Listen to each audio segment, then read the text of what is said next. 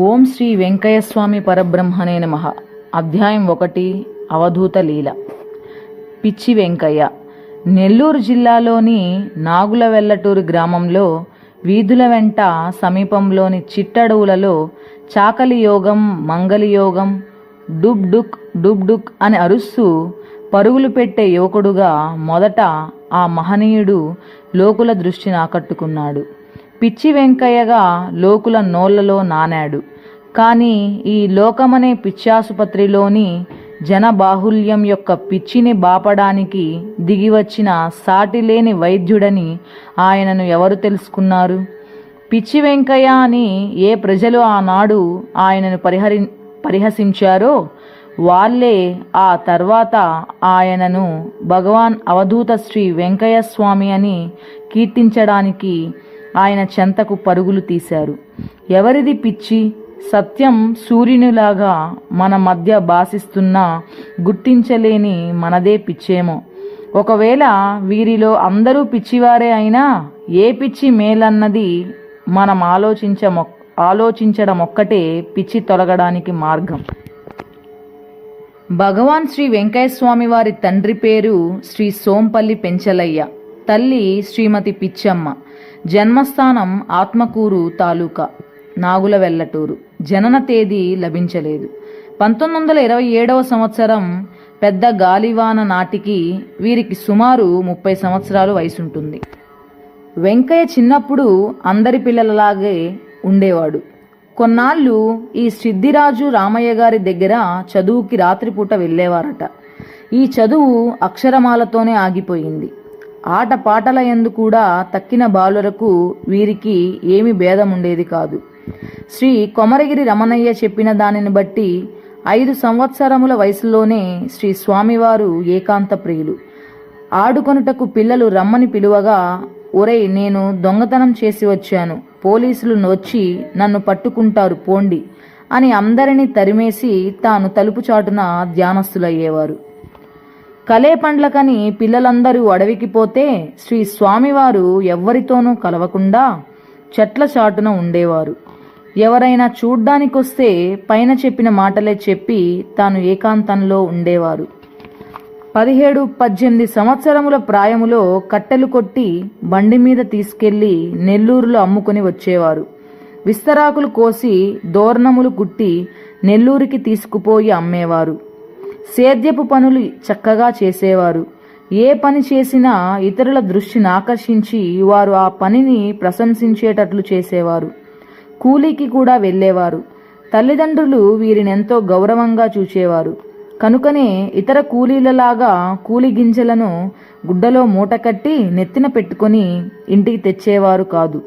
శ్రీ స్వామివారు తమ్ముళ్లను గాని చెల్లెలను గాని పంపి ఒక చిన్న బుట్టలో ఆ కూలి గింజలను తెప్పించుకునేవారు. శ్రీ స్వామివారి బాల్యమును గూర్చి శ్రీ స్వామివారి సోదరి శ్రీమతి మంగమ్మ గారు ఇలా చెప్పారు. శ్రీ స్వామివారు చిన్నతనంలో వెంట్రుకలు ముడివేసుకునేవారు, పంచా చొక్కా వేసుకునేవారు. సేద్యం పనులు ఎంత చక్కగా చేసేవారో చెప్పలేను. చేను దున్నేటప్పుడు కొండ్ర వేస్తే అంత చక్కగా ఉండేది.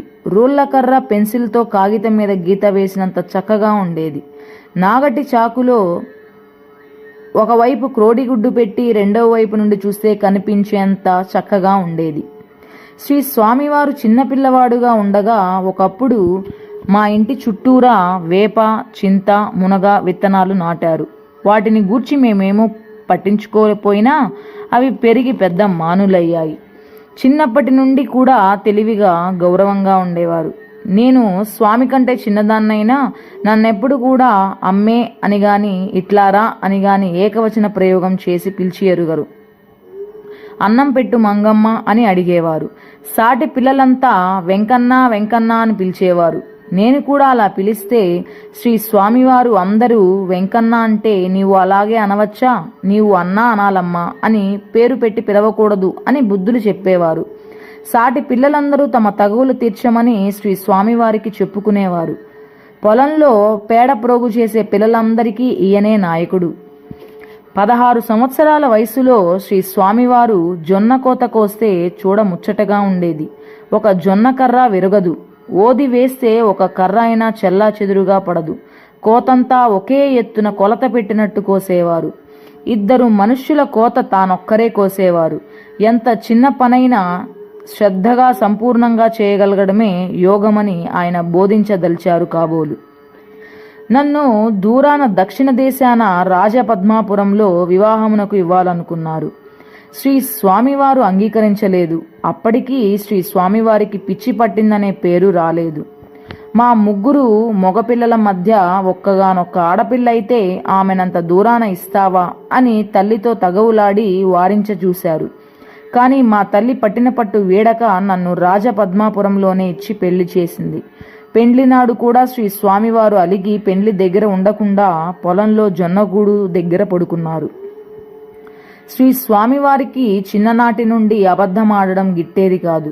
అప్పుడు శ్రీ స్వామివారికి 10 సంవత్సరముల వయసు. ఒకరోజు ఇంటికి బిచ్చగాడొచ్చాడు. మా తల్లిగారు ఇంట్లో గింజలు లేవు పొమ్మన్నారు. శ్రీ స్వామివారు అరగంట ఆగి వచ్చావంటే పాతర తీసి గింజలు తీస్తారు, అప్పుడు పెట్టించుకుపో అన్నారు. తాను పచ్చగడ్డి తెచ్చేటప్పుడు బక్క పశువులు ఎండుటాకులు తింటూ కనిపించాయంటే తన తలపైనున్న గడ్డి మోపు వాటి ముందు వేసి వట్టి చేతులతో ఇంటికి వచ్చేవారు. గడ్డి ఏదని అడిగితే మౌనం వహించేవారు. శ్రీ స్వామివారికి 20 సంవత్సరముల వయస్సులో తీవ్రంగా జ్వరం వచ్చింది. ఆ రోజులలో గ్రామాలలో వైద్యులు ఆసుపత్రులు లేవు కనుక అన్నం తినకుంటే 2 పూటలకు జ్వరం తగ్గుతుందనేది అలవాటు. అలాగే వారం గడిచింది. శనగ ఏరడానికి పోయిన శ్రీ స్వామివారి తమ్ముళ్ళు వేరుశనగ పప్పులు తెచ్చిస్తే అవి తిని మంచం కరుచుకొని పడుకునేవారు. శ్రీ స్వామివారు ఒకనాడు మన ఇల్లు వేలం వేయబోతున్నారు, మీరు ఎక్కడ ఉంటారు అని తల్లిదండ్రులను అడిగారు. మనకేమీ అప్పులు లేవు, వేలం ఎందుకు వేస్తారు, ఎవరు వేస్తారు, జ్వరం తొందర పైత్యం వల్ల అట్లా మాట్లాడుతున్నాడు అని తలచి వారు నిమ్మరసంతో తలంటి చన్నీటి శిరస్నానం చేయించారు. శ్రీ స్వామివారు పిలిస్తే కూడా చాలా ముభావంగా ఆ అని మాత్రమే సమాధానం ఇచ్చేవారు. అందువల్ల ఆయనకు దెయ్యం పట్టిందని, మతి చెల్లించిందని అనేక భూత వైద్యులు నాటు వైద్యాలు చేయించారు. లాభం లేకపోగా 1 నెల తరువాత చాకలి యోగం, జక్కల యోగం, మంగళ యోగం అని అరుస్తూ ఊరంతా పరుగెత్తేవారు శ్రీ స్వామివారు. జన సంచారానికి దూరంగా ఉండే చోట అరుస్తుండేవారు. 2-3 రోజులు కూడా ఇంటికి వచ్చేవారు కాదు. తల్లిదండ్రులు కూలివాని చేత అన్నం మూట పంపి ఆయన కోసం వెతకమనేవారు. అన్నం మూట చూపిస్తే ఆ కూలివానితో కూడా ఆయన ఇంటికి వచ్చేవారు. అన్నం తిని వెంటనే మళ్ళీ పరుగెత్తి వెళ్ళిపోయేవారు.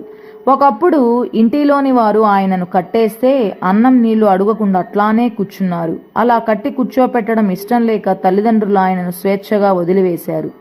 చేలలోనూ దొడ్లలోనూ తిరిగేవారు. ఎవరి దగ్గరంటే వారి దగ్గర అన్నం తినేవారు. అలా విచక్షణ లేకుండా అన్నం తినడం వల్ల ఆయనను కులభ్రష్టుడయ్యాడని తలచి కులబెద్దలు వారి నాలుక కాల్చారంటారు కొందరు, కాల్చలేదంటారు కొందరు.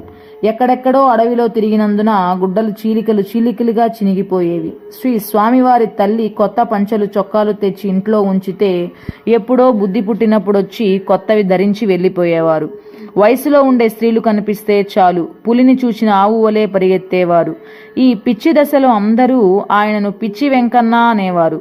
చాకలి యోగం ఎవరిది వెంకన్న అంటే తన మేమగారిదని ఇంటి పేరు చెప్పేవారు. రాజపద్మాపురంలో ఉన్న చెల్లెలు మంగమ్మ గారింట చాలా కాలం భోంచేస్తూ ఆ ప్రాంతంలో పరుగెడుతుండేవాడు. ఒకరోజు కొందరు కొంటేవారు, వెంకన్న ఏదైనా కథ చెప్పు, నీకు సంకటి పెట్టిస్తాము అన్నారు. అన్నం పెడితే కళ్ళు పోతాయి గాని సంకటే పెట్టించండి అన్నారు. శ్రీ స్వామివారు అది విని, ఈయనకు పిచ్చి అంటారే, పిచ్చెక్కడయ్యా అని అనుకున్నారు. పిచ్చి అనేందుకు ఆస్కారమే లేదు. ఎవరిని తిట్టడు, కొట్టడు, అమర్యాదగా మాట్లాడడు, పెట్టేవారి దగ్గరే చేయి చాపుతాడు. కాకుంటే అదే పనిగా విరామం లేకుండా ఒంటరిగా తిరుగుతూ ఉంటాడు. ఇదే సమయంలో ఒకరోజు మంగమ్మగారి బిడ్డకు జ్వరం వచ్చి తగ్గకుంటే మంగమ్మగారి బిడ్డ బాధ చూచి ఏడుస్తూ ఉన్నది. ఎందుకమ్మా ఏడుస్తావు, బిడ్డకు బాగుగా ఉంటుందిలే, ఏమి భయపడవద్దు అని బిడ్డ ముఖాన్ని అరచేతితో తుడిచారు శ్రీ స్వామివారు. 4వ రోజుకు ఆ బిడ్డ ఏ వైద్యం లేకుండా స్వస్థుడయ్యాడు. ఈనాడు శ్రీ స్వామివారికి జరిగే వైభవమైన పూజలు, సమాధి మందిరం చూసి ఇట్లా అందరికీ దేవుడవుతాడని తెలిసి ఉంటే నెత్తిన పెట్టుకుని చాకి ఉండును.